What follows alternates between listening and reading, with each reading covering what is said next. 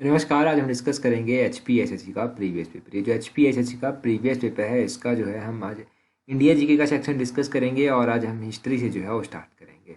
52 number question से जो है वो स्टार्ट किया जाएगा। हर एक क्वेश्चन को जो है वो डिटेल से डिस्कस करेंगे ताकि आने वाले एग्जाम में आपको हेल्प मिल सके। देखते हैं क्या बोलते हैं क्वेश्चन नंबर 52 में। बोलते हैं the Indus valley people had trade relation with, जो सिंधु घाटी थे इनके लोगों का जो व्यापारिक संबंध था वो किसके साथ था।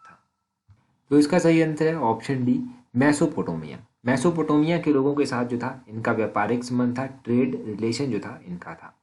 अगर हम यहाँ से कुछ और भी जाने सिंधु घाटी सभ्यता के बारे में।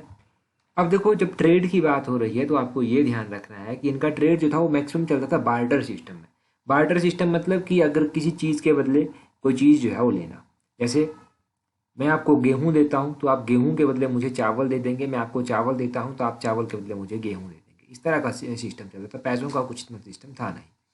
और ये कहते हैं कि इस टाइम जो है वो सील सिस्टम होता है, जो स्टैम्प सिस्टम होता है, वो भी इन्होंने इंट्रोड्यूस कर दिया था। तो जो जितनी भी मर्चेंट फैमिलीज होती थी उनके पास अपनी अपनी सील होती थी, और उस सील से क्या होता था, ऑब्वियसली वहाँ से भी जो है वो ट्रेड में सहायता मिलती थी। उनके ऊपर कुछ भी उनका एक अलग से साइन बना होगा, अपना एड्रेस होगा, तो वहाँ से पता लगाया जा सकता था कि ये प्रॉपर्टी जो है वो किसको बिलोंग करती है। तो सील से ये फ़ायदा होता था, जो स्टैम्प आपकी होती है। तो ये सब चीज़ें जो था वो इंडस वैली सिविलाइजेशन में थी, और मैसोपोटामिया से इनके अच्छे व्यापारिक संबंध थे। 53 देखिए, बोलते हैं Brahmanas are books that deals with, ये ब्राह्मण पुस्तकें जो है वो किसके साथ डील करती हैं। तो ब्राह्मण पुस्तकें किसके साथ डील करती हैं, ये रिचुअलिज्म के साथ डील करती हैं, कर्म कांड के साथ डील करती हैं। ऑप्शन बी सही आंसर है। अब ये रिचुअलिज्म के साथ जो है वो डील करती हैं।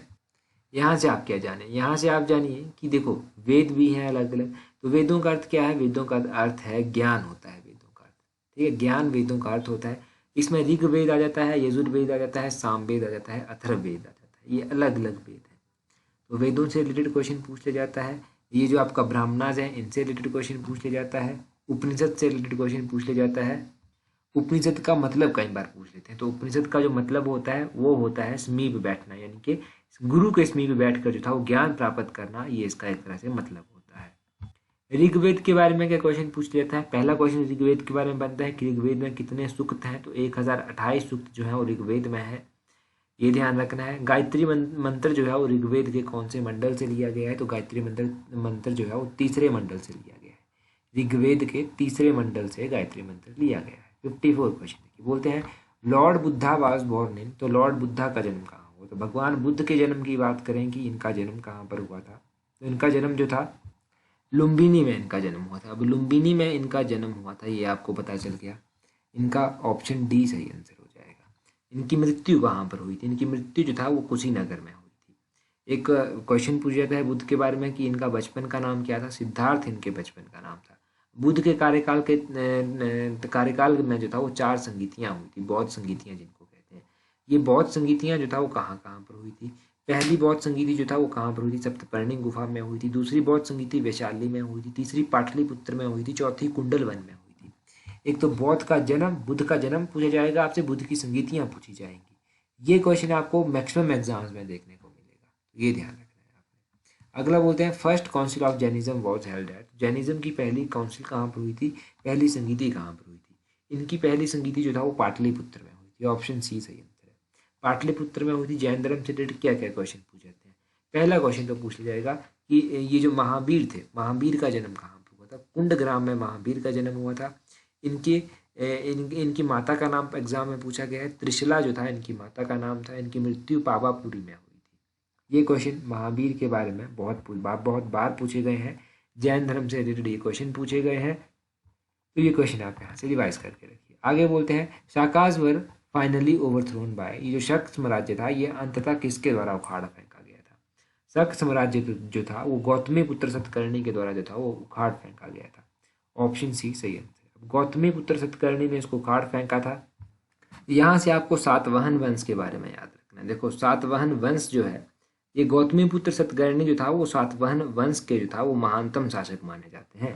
सातवाहन वंश जो था वो उसकी स्थापना किसने की थी, तो सिमुक के द्वारा जो था वो सातवाहन वंश की स्थापना की थी।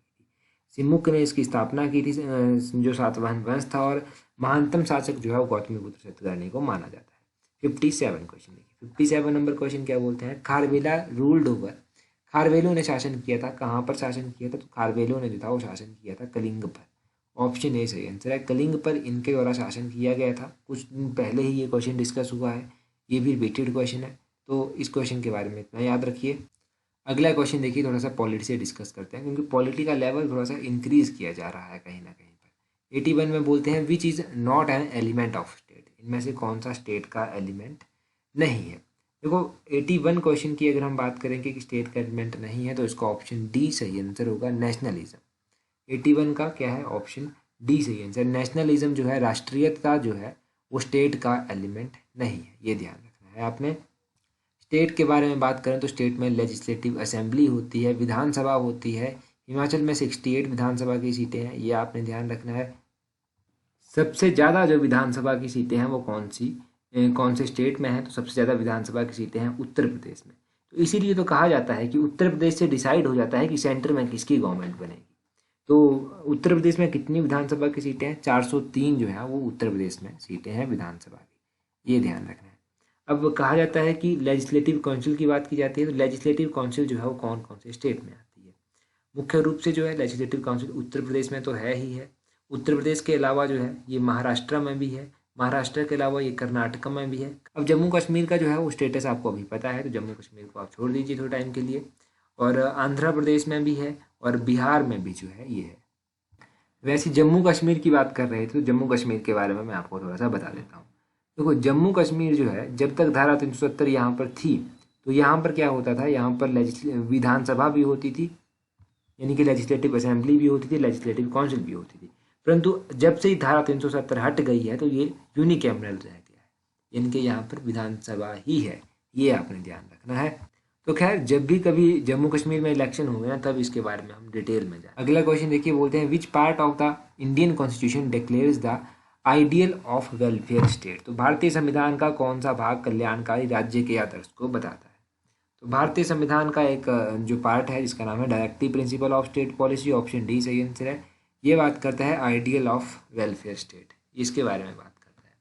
अगर directive principle of state policy के बारे में बात करें, देखो directive principle of state policy का कॉन्सेप्ट किस तरह से है, ये कहा जाता है, ये जो directive principle of state policy है, इनको फर्दर डिवाइड किया गया है, जैसे कि सोशलिस्टिक प्रिंसिपल हो गया, गांधीन प्रिंसिपल हो गया, लिबरल इंटेलेक्चुअल प्रिंसिपल हो गया। तो इस तरह से अलग अलग जो है इनको डिवाइड किया गया है।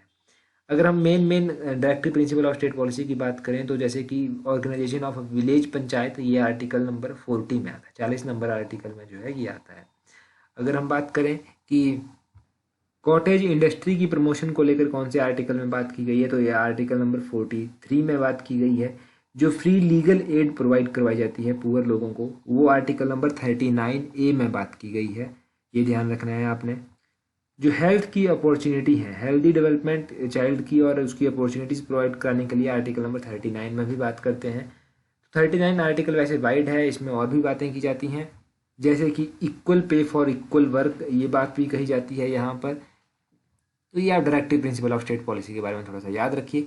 अभी आप मुझे एक चीज़ का आंसर कमेंट करके बताइए कि कौन सा आर्टिकल है इंडियन कॉन्स्टिट्यूशन का जो फंडामेंटल ड्यूटी से जो है वो डील करता है, जल्दी से कमेंट करके बता दीजिए। 83 नंबर क्वेश्चन देखिए, बोलते हैं maximum strength of Rajya Sabha. Rajya Sabha के जो सदस्य होते हैं उनकी मैक्सिमम स्ट्रेंथ कितनी होती है?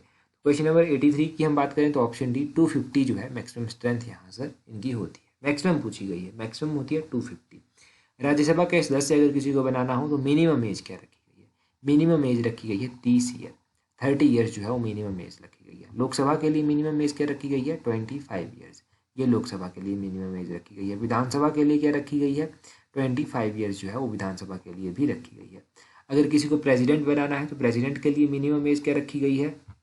अभी देखो इंडिया के जो प्रेसिडेंट हैं उनका कार्यकाल भी समाप्त होने वाला है, तो उनका कार्यकाल समाप्त होने वाला है जब भी नए प्रेसिडेंट बनाए जाएंगे या उन प्रेसिडेंट को जो है बनाने की प्रक्रिया स्टार्ट हो जाएगी, तब आपको बहुत सारे जीके के क्वेश्चन वहाँ से देखने को मिलेंगे। तो उस टाइम नोटिस कीजिएगा कि क्या क्या हो रहा है सारा सिनेरियो।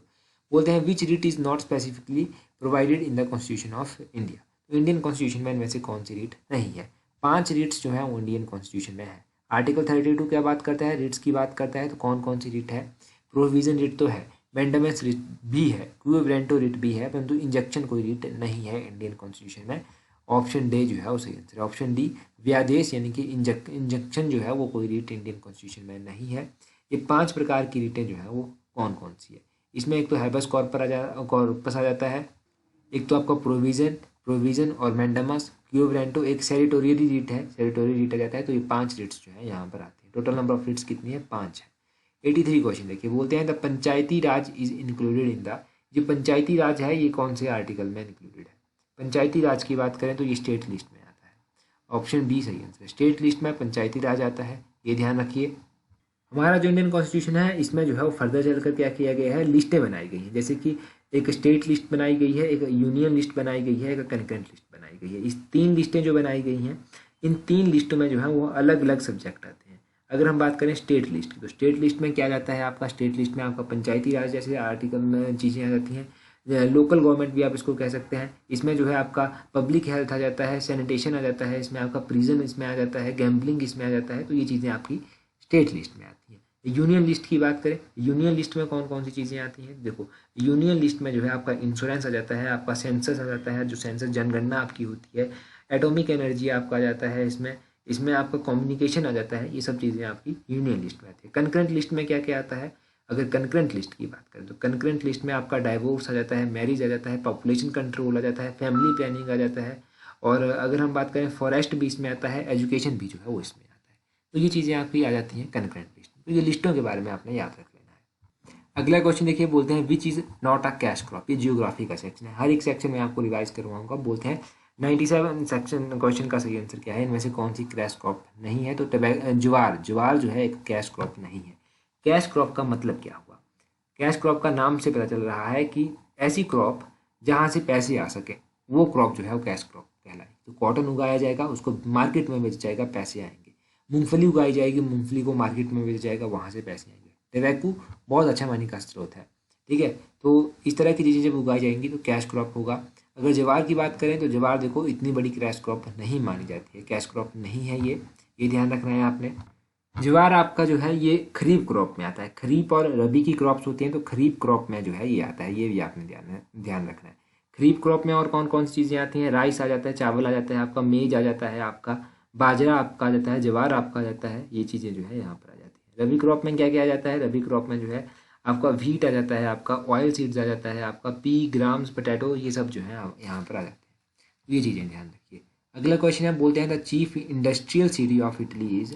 तो इटली का मुख्य औद्योगिक शहर कौन सा है? देखो 98 की बात करें तो इटली का मुख्य औद्योगिक शहर है मिलान।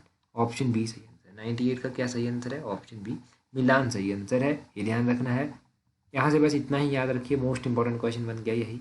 आगे बोलते हैं Maoris are the inhabitant of. तो मौरी जो है ये कहाँ के रहने वाले हैं?